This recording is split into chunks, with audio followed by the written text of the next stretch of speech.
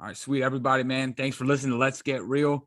Today, I'm actually fired up. I'm excited. I got introduced to Ed through the last podcast. It was Travis Ritchie. I started kind of listening to his story, and I told him, I said, man, we have to stop because I got to hear this stuff on the podcast, just kind of organically. But just to give you guys a quick, brief introduction, Ed served 20 years in prison for murder. And now when he got out, and right now he went from, and I love how someone said this, from murder to motivation. And he's changing lives. I'm listening and watching what he's doing. And it's just amazing that somebody who's done 20 years in prison is coming out and already inspiring in just a short time. So I'm going to stop talking and, man, introduce y'all to Ed. What's up, bro? Man, how you doing, man? Thanks for having me on the show, man. It's always a pleasure to do things like this, man. And it's even more than a pleasure because you from Detroit. And that's right across the street from my hometown of Milwaukee, man. So that's it's all right. Good. We're like neighbors, man. So for listeners who don't know, man, this just kind of tells you a little about who this guy is just right now. It's cool because we were kind of supposed to do this yesterday. I had an issue that happened, rescheduled, and he's at a car wash right now and said, man, let's handle this. He's doing it. You know what I mean? He doesn't care. And I know it because I can see what he's doing.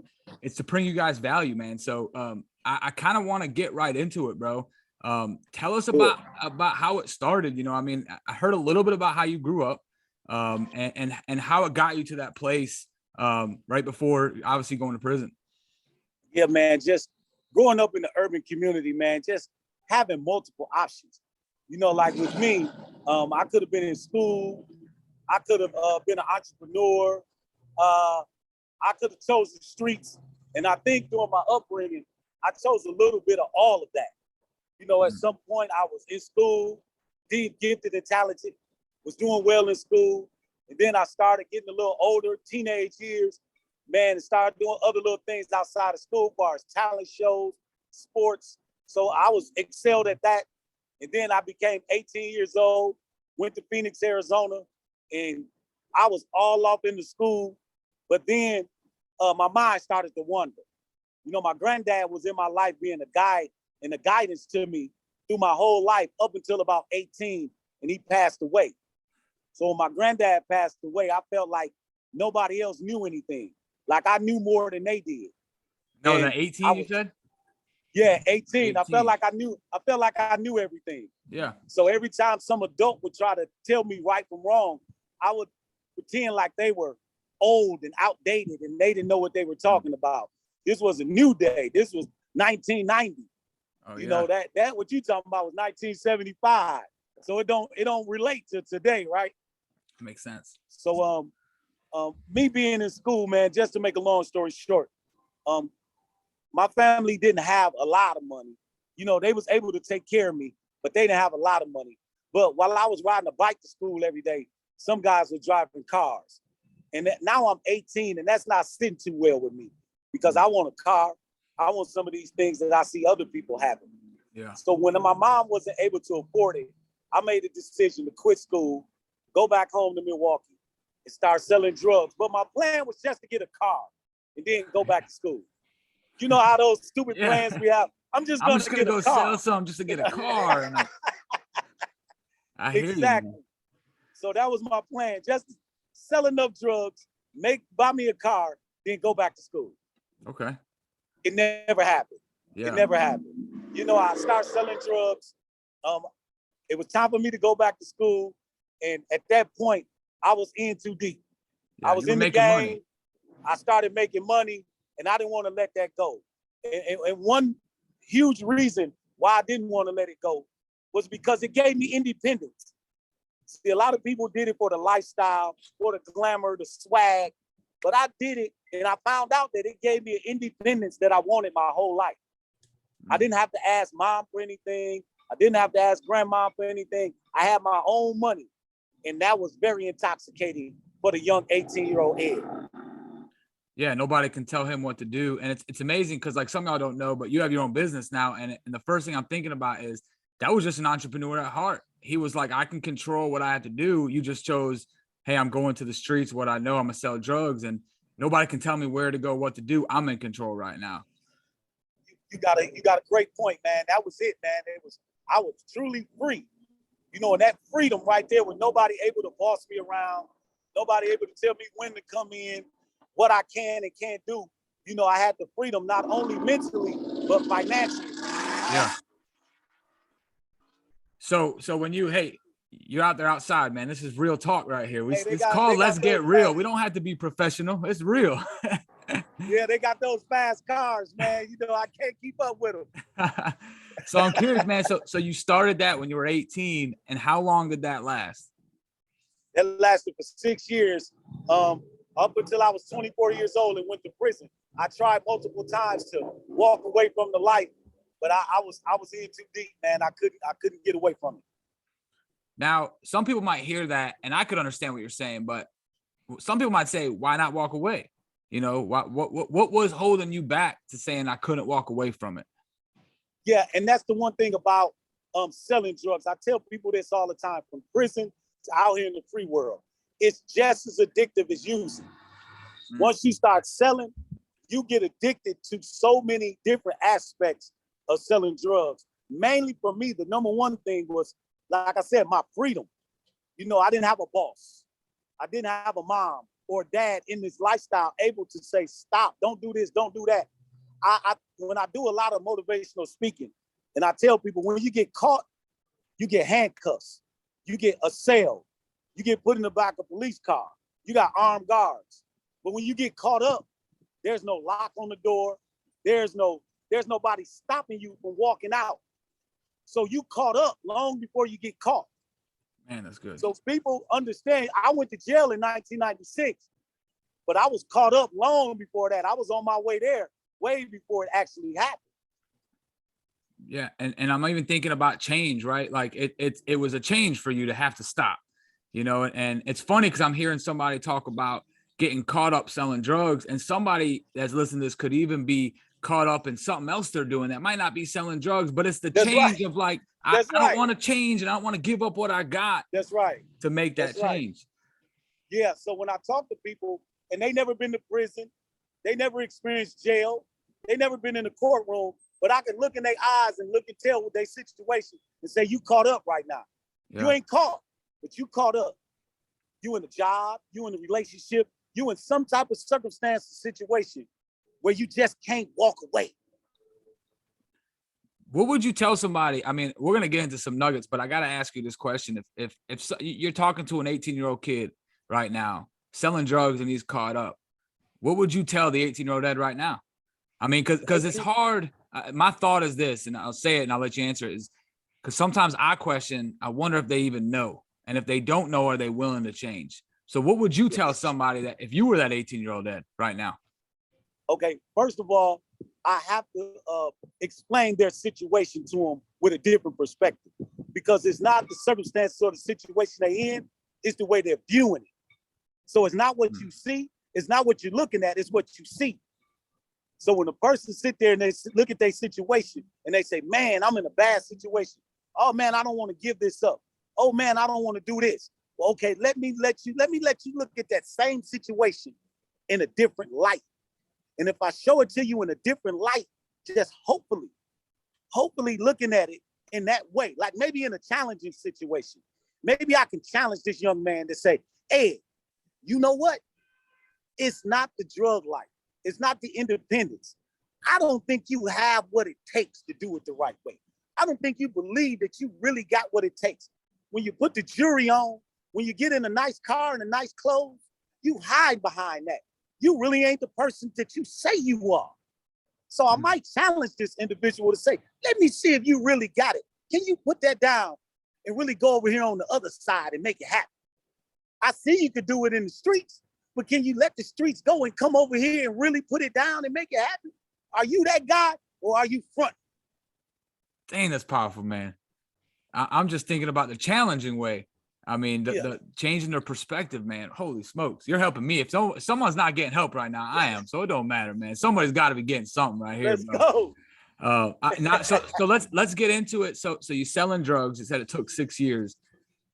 Take us through what happened. I mean, someone hears drugs and then murder, you know, walk us through that story as you're walking. So you went from, you were selling drugs. You said it was 6 years. how did the murder take place to where it went from selling drugs to actually a murder now? Great. So when you're, and anybody that's in the hood or in the urban community, even in college, I can say even in college, for some reason, the guys that's kind of doing some things and kind of moving and shaking, they kind of turn into the go-to guy. So within my family, within my circle of friends, I became the go-to guy. I became the guy that everybody came to. And it felt so good, you know, to be the guy when the fellas need something. You know, they need a place to stay. They can come by my house.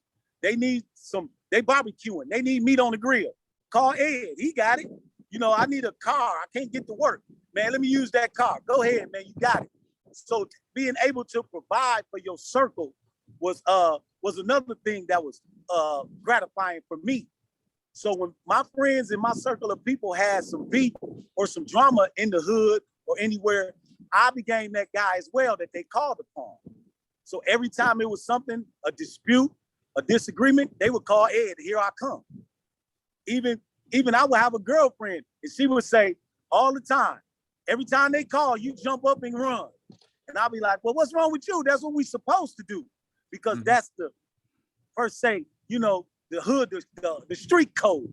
Yeah. You step up for your guys and stuff like that. So I bought into that life, man. So one day my uncle had some problems in the hood. And, you know, it happens every day in the hood. Some minor beef. You come in, you talk to the fellas, y'all shake hands and it's over. But this particular time, it escalated. One guy went after my uncle. I pulled out a gun and I shot 2 times. Everybody started running. I didn't know the man was hit. Nobody fell. He ran. Everybody else ran. And I got picked up later on that night and taken to the county jail. Man, this is the second time I'm hearing something in your story that I hope people are catching. If they're not, I got to say it, is you had this entrepreneurial spirit of independence. So it's like, I almost look at like God gave you these 2 gifts so far that I've just seen in just this conversation. One was a leader. What you just said is you became the go-to guy. And I'm thinking about what you're doing now in motivating and leadership is you're still the go-to guy and you're still the independent guy. Yes. You had those traits. You were just using them in a different light. And now you're using them to actually bring value and to help people. And what it's doing already in 4 years, I can only imagine it's probably done more for you than the 6 that you were out there selling drugs. Without a doubt, hands down, man. And like, once again, you right on point, man. Just redirection. You know, a lot of these guys, I go into the schools and mentor and talk to them. A lot of these individuals have leadership skills. A lot of these guys have the grit. They have that passion in their gut to really do something in their life. But guess what? They don't even think it's possible. So they direct all of that talent, energy, and will to the wrong thing. And then that's what happens because, like I said, from so many different angles, they being told that they need to go this way. You need to do it like this. You need to do that. You need to do this. And sometimes you got to blaze a trail. And that's not something that's celebrated. Yeah. Yeah, it's not popular. No, at all. It's not popular. And it's amazing because how many people nowadays I see. I mean, if you think about drug dealers, like I remember me as an addict. Man, I have plotted and planned. You know, I went to prison for theft stuff. And I look back and now I run a business and I'm able to delegate and I am able to put people in certain places to get a certain thing done. I had that gift, but when I was selling drugs, I used that to put this person here and that person there so I can make sure I go into your house or I go do this. And it's like, I think about the gifted talents that people have that I believe they're God-given gifts, but people don't realize they were given to them by God to use for something good. And they're just using them wrong. That's right. Definitely. That's profound, man. And that's something that comes to the light. You know, what they say, 20/20 vision, right? Being in hindsight. You know, in hindsight, now we know all of this. But before, it was looking real dire. It was looking insurmountable, to be honest with you. But now, since I know better, that 18-year-old, that 16-year-old, that 15-year-old, his life looks insurmountable to him. But little do he know, he this close from greatness. Yeah. You know, but we don't know that at the time. Yeah, and your environment was the reason. So a lot of times I think we don't, you know, you mentioned that. Just the people that you're around ain't going to pull it out of you. And you had leadership qualities, you know what I mean? So people were coming to you in that Man, that's interesting. I love doing this when I don't know the whole story because I feel like it makes me really go deep, you know. So now tell me, so you were 24, right? When you got arrested? Yes, 24. Came home at 44. Man, so you went to trial? It was a trial? Yes, I went to jury trial. I was facing life in prison. First degree intentional homicide, mandatory life sentence. And I went to jury trial. The jury found me guilty of a lesser included offense of first degree reckless homicide, which will be manslaughter in a lot of other cities. So with that being said, I got the maximum sentence of 40 years and served 20 of the 40 years. Man. So how did that start with, I mean, going into prison? I mean, I know me personally being there, but I mean, obviously now people are whether they know you or they're going to start following you of what you're doing and you're motivating. You have, is it true 3 businesses? Yeah, I have right now. I'm running 2, but I just sold my barbershop and beauty salon. So I'm doing 2 right now. So you had a barbershop, a beauty salon, you're doing 2 businesses, and people just heard what you were doing before and you're going to 20 years in prison. And it's like, how did that all happen? So like when you went into prison, I know there's a lot of people that go in there, and I mean, 20 years is a long time. I know I went the first time and I did 2, and I wasted 2 years of my life because I didn't do nothing for myself. You did the opposite. It seems like when you got in there, how was it right away? Like what made you think that how I got to spend this time? Okay, great question. Let me say this. When I was waiting on the jury as they deliberated to decide was I gonna get a life sentence or what, I was waiting in a holding cell, and I was waiting for that jury to come back with a verdict. I didn't know what was gonna happen to me. I know you guys can watch Law and Order. You can watch whatever cop show you wanna watch. And you see that jury go back to deliberate. And you sitting on the edge of your bed or the edge of your chair watching Perry Mason or whatever it is. It cannot do any justice to this feeling while you sitting there waiting on the jury to decide if you're gonna spend the rest of your life in prison. So while I'm in that little holding cell and I'm pacing back and forth, finally, I start to think about all of the things I had done wrong. From the moment I can, farthest back I can think to the moment I was in that holding cell, I thought about all the things that was just eating me away. I thought about my children. I thought about my family. I thought about my community. And one very profound thing happened to me. My goals, my dreams, everything that I wanted growing up as a kid, all of those things showed up in that holding cell. And they talked to Ed. They said, Ed, you didn't even try. You didn't even give us a chance.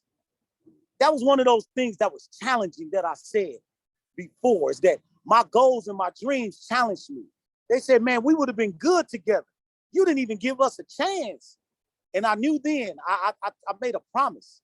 I said, if I get a second chance, I won't need a third. So at that moment, I didn't know what was going to happen to me. I didn't know if the jury was going to convict me of first degree intentional homicide or not. But what I did know is if I got that second chance, I was going to make sure that I become a better individual than I was before. And when that jury found me guilty of first degree reckless homicide, a lot of people heard 40 years. But all I heard was, you got that second chance. Not that it was going to come that day. Not that it wasn't going to come with some work. But I had my second chance. So from that day forward, I lived my life like I had my second chance and I wasn't going to squander it. This was my shot. So from that day forward, I lived, even for the 20 years, I lived my power. I took every class, I read every book, I did every exercise within my mental and my physical to prepare myself to make good on this opportunity. And that's been my life. That's been my life. You had a perspective change, man. Total perspective change. And it's amazing how, like, even facing 20 years, I mean, some people might hear like life is over, right? Oh my gosh, it's done. But you were given a perspective change that some people don't have to sit in a cell to wait for 20 years and hoping they're going to get life sentence. Yeah. Some people are just sitting in their house or sitting in their car listening to this. And it's like, if you get a perspective change to say, hey man, you might've made some mistakes or you might not have followed your dreams or your goals, but like, when will you give yourself, you were forced to, now I don't want to say forced, you were put in a position that gave you that perspective shift. Do you find Yes. people now that you talk to, because you do a lot of speaking, you do a lot of helping and mentoring, people that you're able to possibly help them get that perspective shift without having to be in handcuffs waiting on a jury? And Man, if you without a do, what do doubt. you tell them? First of all, I just was able to connect with them through my own story. You know, a lot of times what we're going through is to help somebody else win. So we sitting there like, I don't know how I'm gonna make it through this. But when you have a perspective that, hey, this is really gonna help somebody. If I can come back from this, if I can do this time, come back and really make an impact in my community, entrepreneurial wise, mentally, as a leader, as an example, this is really gonna help somebody because somebody is watching. Somebody got 5 years. Somebody in a situation right now that they don't think they can overcome. But when they look and they say, man, that brother did 20 years. Now he own a home. He got 2 or 3 businesses he running. He driving a Maserati. Oh my God, I can do this.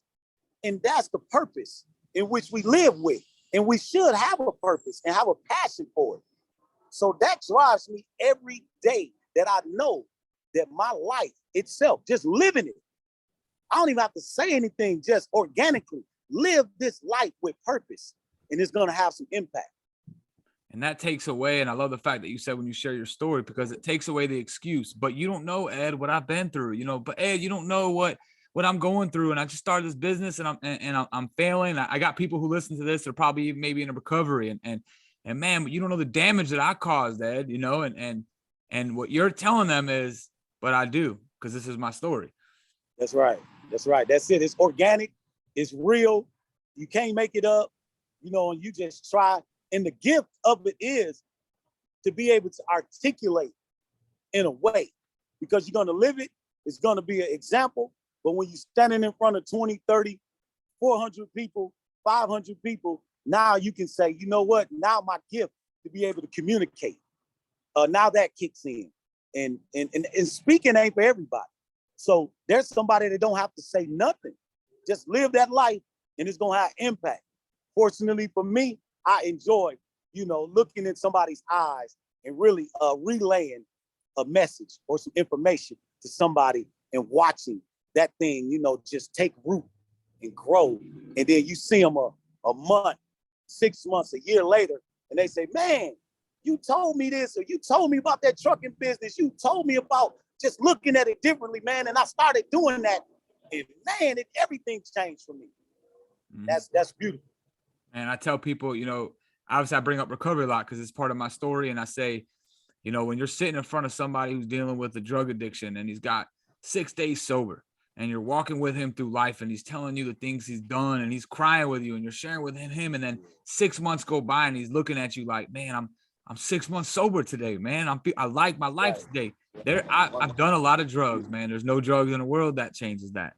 And you're out there living it. And that's awesome, dude. I love what you're saying right now is to me, and what I think people should hear is you getting out of yourself. You're not doing it for you. When you're in the struggle, your advice is get out of you and think about this might be for someone else. That's right. Let me tell you a quick story. Like when I was in, guys, I was the barber in there. I took barber and cosmetology while I was in. So I was the barber in the institutions that I was in. So a lot of guys, when they went home on their release day, they would come get a haircut before they leave. And a lot of times people would say, well, I'm going to do this for you. I'm going to do that for you. I always say, don't worry about me. I'm going to be all right.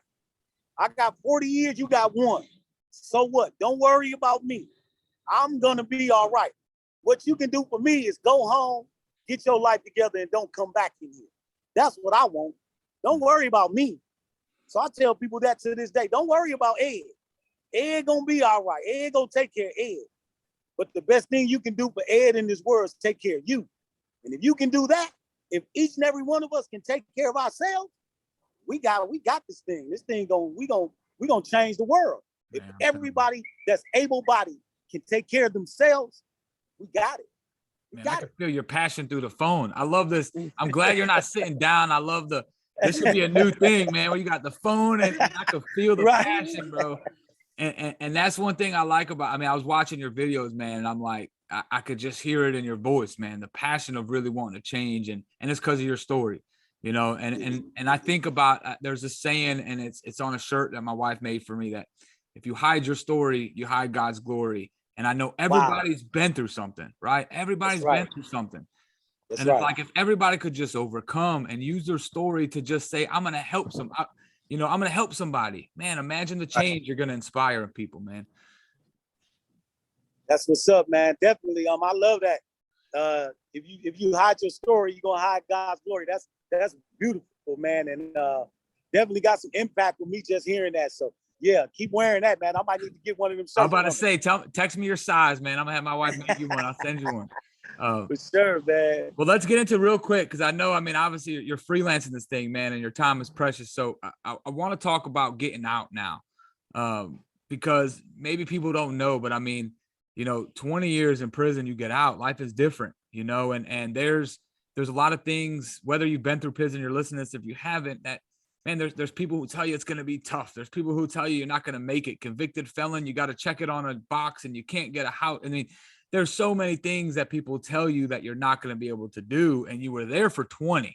I mean, Yeah. I couldn't even imagine 20 and where you're at now to what you have. How does that process look? I mean, getting out, what'd you do as soon as you got out to get to here? Well, once again, when I was in, I had the mindset shift. I had the perspective change. I began to see things differently. So even while I was in, with all of those things changing within me, I started to see success right in prison. I became a better barber when I changed my life. I became a better basketball player when I changed my life. Everything in my life got better. So I see my success and the momentum I built up for 20 years. So I've been home since October 18, 2016.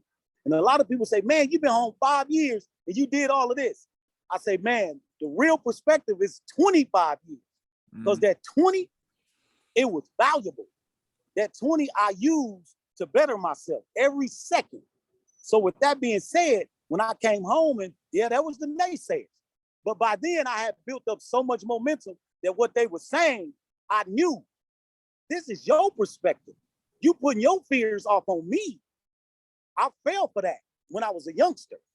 I listened to those people and I let them influence me. And that's what made me walk away from all of the promise that I had as a youngster and get into the street game, because I started to listen to those people.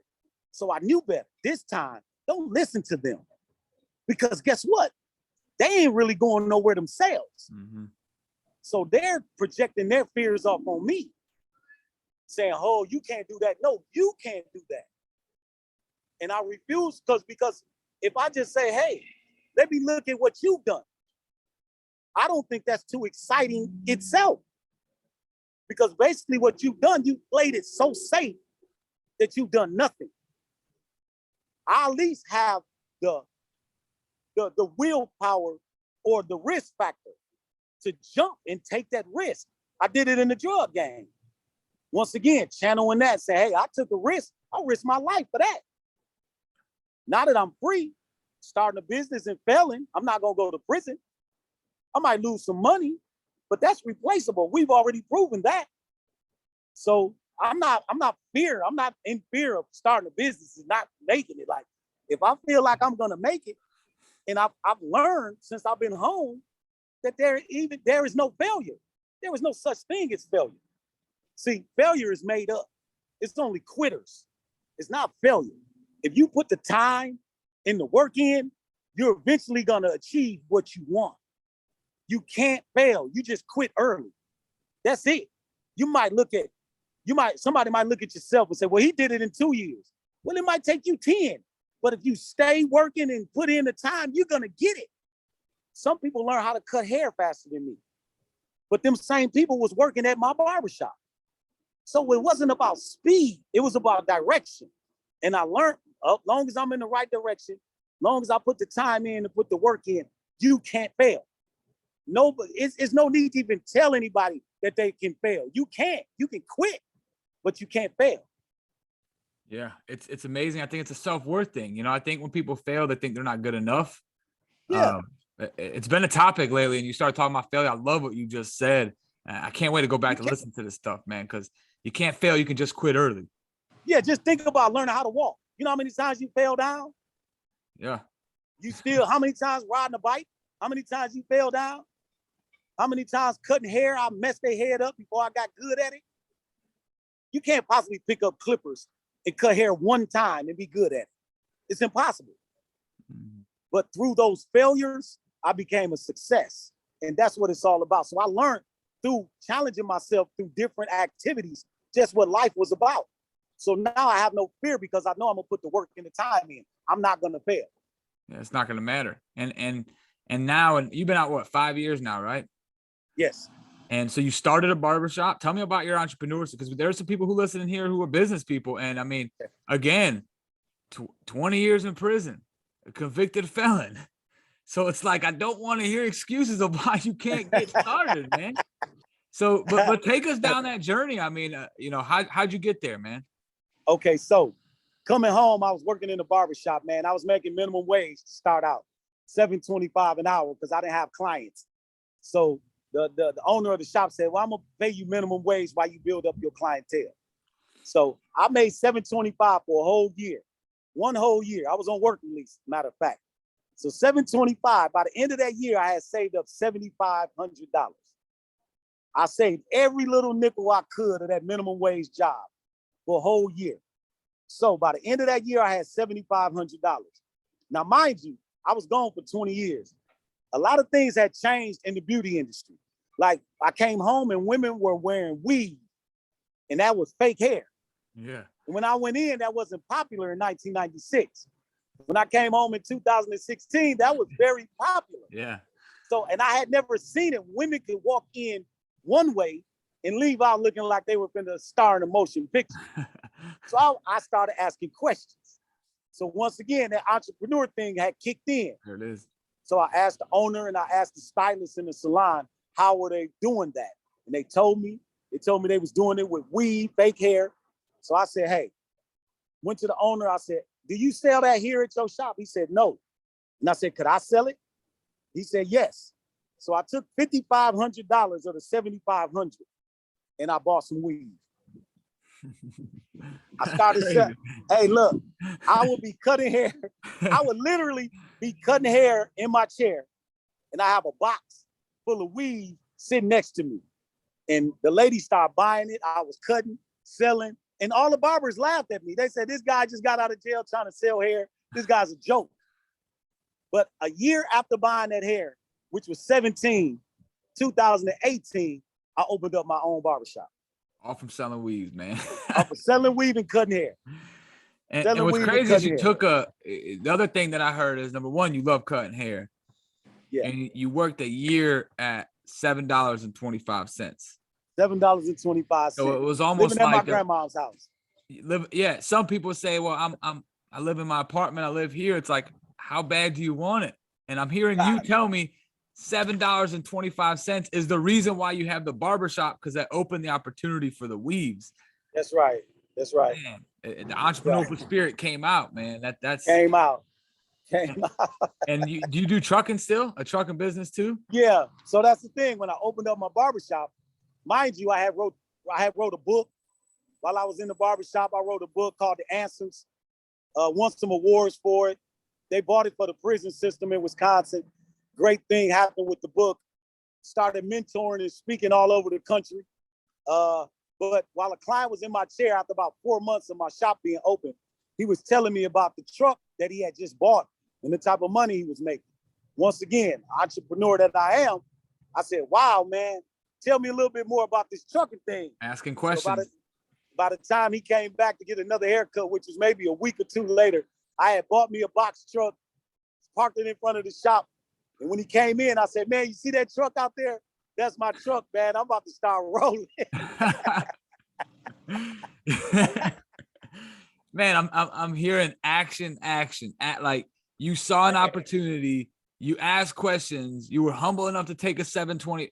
These are exact reasons why when I hear excuses of this and this, it's like, all they got to do is listen to this podcast to say, hey, man, he saw somebody who came in, humble enough to ask him questions. Not like, I made it, I got a barbershop, what do I need to buy a truck for, you know? Right. Man, and now you're doing a lot of the motive. How did that stuff start? Because I'm interested in hearing how your story got out there. Because there's some people also that I believe have stories and they don't know how to share. Like you are natural. I could see it. You flip your camera, like I flip my camera and I'm trying to sound like you and passionate, but I'm just talking. We both have but me and you may be okay flipping our camera and talking about what we've been through. But some people I know, there's some people I personally know that want to help people. They just don't know how to, they don't know where to start. What would you tell somebody like that? Man, it starts with, a lot of people ask me like, Ed, I want to be a speaker. How much you get paid? I'll be like, man, look, you're not going to be a speaker like that. You got to start speaking, social media. Come on, do you a 1 minute speak, a 1 minute talk. Go volunteer at the boys club. Go volunteer to tell your story to somebody that's in your situation. Just start speaking. Just start speaking. The basketball players and the football players, they wasn't getting paid playing on the playground. They wasn't getting paid playing in the gym. They just start balling. And more they ball, they start building up. So you want to be a speaker? Start speaking. Every chance you get, speak. Because the more you do it, the better and more comfortable you're going to get at it. This is not something like you're going to have some natural gifts. But at the end of the day, if you don't want to put the work in, you don't want to put the time in, you're going to ride those gifts. The penitentiary is full of talented people. So don't tell me about your gifts. Tell me about your work. So you got to put that work in. And if you think you just finna, I'm really good at talking. Hey, well, good luck. Good luck. Man, I love it, dude. Well, look, man, but before we kind of get off, man, and stuff, I mean, people are hearing your story. They're hearing where you were. They're hearing some valuable lessons that you learned from it. What's one last thing you just kind of want to drop to people that you want your story to be a reason for, or that you just to bring value? You know what I mean? Man, what I can say is that, we all go through adversity. Adversity is promised to each and every one of us. I wish I could tell you that you're going to live 60, 70, 80, 90, maybe 100 years on this earth, and you're not going to experience anything. But, that would be wrong. I would be telling you a lie, and that wouldn't be honest. So the thing that I can tell you is not to look for it, but definitely it's a building process. It's a build-up. We got to start early, and we got to start often with building the character, building respect, and building a strong work ethic in our people. Because right now, I know in my community, what we always talked about was talent. We talked about intelligence. We talked about how handsome or how pretty somebody was. When really, the main focal point to make it in this world is character, respect, and work ethic. If you can get those three inside of an individual, it don't matter about the other three as much. Because there we all know somebody that's less talented than us, that's less intelligent than us, and don't look as good as we do. But guess what? They got every goal in front of them that they want to accomplish, and they making it happen. And it's not due to their intelligence, it's not due to their talent, and it's not due to their looks. It's due to what's on the inside. And that's what I can leave you guys with is just focus on those three more so than the other three. Worry about your character. If you got children, make character more of a priority than how they look, than how intelligent they are. Because that's going to be the deciding factor, the character, not the credential. It's the character. So that's what I can leave you with. Man, dude, I'm telling you right now, you just dropped so many nuggets to me that if I could never put this out, nobody ever listens to it, man. I mean, this has been, I hope people are listening. I really do, man. I hope they're understanding. I hope whether they're taking notes, because the stuff that you're saying that you've lived and it's real life. It's real life. This is not just somebody who's talking. This is real life stuff that you're dropping that helped you get to where you're at, man. I'm so grateful that you took this time to just, you're at a car wash, but that says a lot about you as who you are, man. If people don't know, he was at a car wash where times were switched up a little bit. and he stepped outside, he flipped his camera, cars are walking, but he committed to it and he did it. And that's a character trait of you, man. So, and it's funny that you ended with character, you know what I'm saying? And so where can people find you too? I know some people are hearing this and maybe they want to book you to speak. They want to buy your book. How can you brought value today to a lot of people? And I think a lot of people want to help to support you as well. So how can they support you? Man, awesome, man. Please, each and every one of you that's on the podcast, go to Ed Hennings 1 on Instagram. Ed Hennings 1.